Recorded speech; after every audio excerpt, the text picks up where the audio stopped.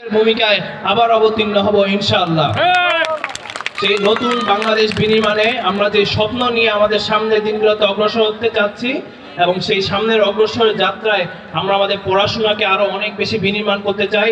আমরা আমাদের রিসার্চ সেক্টরগুলোতে আমরা আরো বেশি নতুনত্ব আমরা নিয়ে আনতে চাই এবং আমরা চাই প্রতিটা মানুষ যেন শান্তির মতো বসবাস করতে পারে, শান্তি একটা বাংলাদেশ যেন তারা গড়তে পারে, সেই প্রত্যয় নিয়ে আমরা যে আন্দোলন করেছি এবং সামনে যে বিপ্লব পরবর্তী যে বাংলাদেশ, সেই বাংলাদেশ যেন আমরা সেই প্রত্যয় নিয়ে আমরা গড়তে পারি, সেই আশা ব্যক্ত করে আজকে আমি আমার বক্তব্য এখানে শেষ করছি। পাশাপাশি মেহমানবৃন্দকে ধন্যবাদ এবং সদস্যদেরকে ধন্যবাদ যারা আমাকে এখানে বক্তব্য দেওয়ার জন্য আপনার সুযোগ করে দিয়েছে।